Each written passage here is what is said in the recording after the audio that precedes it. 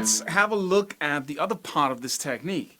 In the last session, I showed you a sequence that where you can change strings without using your first finger, or where you can use the second, the third, and the fourth, because these are really good at tapping, usually. The first finger doesn't do tapping very much, so this is a new thing that you have to develop. And there's really not that much to it. I'm going to explain to you exactly how to practice it, how to get it right, what to focus on in the next video where we go close up. And if you do what I say and you use the metronome, get in front of the TV, focus on it each night for a week, then you'll always discover that this is actually not as hard as it may look to some.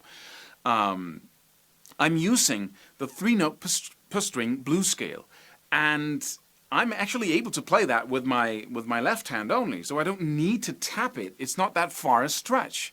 But the whole game here is to really develop this as a style of playing.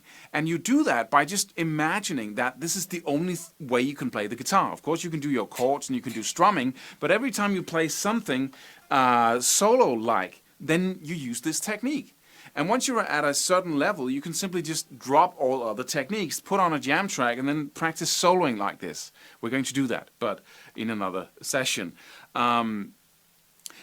So by doing this, by imagining that this is the only technique there is, you become very, very good at it. Perhaps a little too good, but that will open up for you a whole new area of new things you can do, new things that is easy, new things that seems just right in front of you once you have this technique developed. So I really urge you to do it. I recommend that you really just dive into it like this was the only thing there was, and then practice it for a month at least.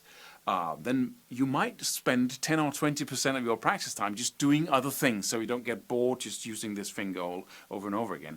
Another thing is that when you practice this very much, you tend to get blisters on your fingers, on your right hand fingers, and to some extent on your first finger here, because it has to do a new thing it's not used to.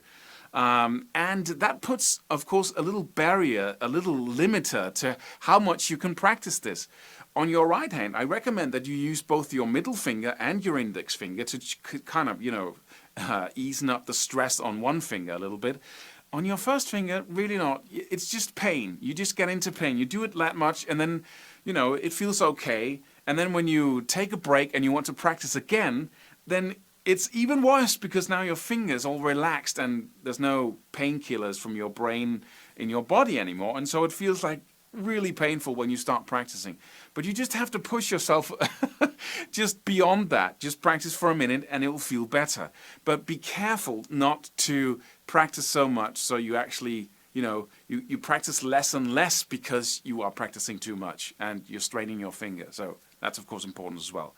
Let me now shut up and let's move on to the close-up video, and I'll just show you this little thing that we heard in the beginning. So move on to the next video.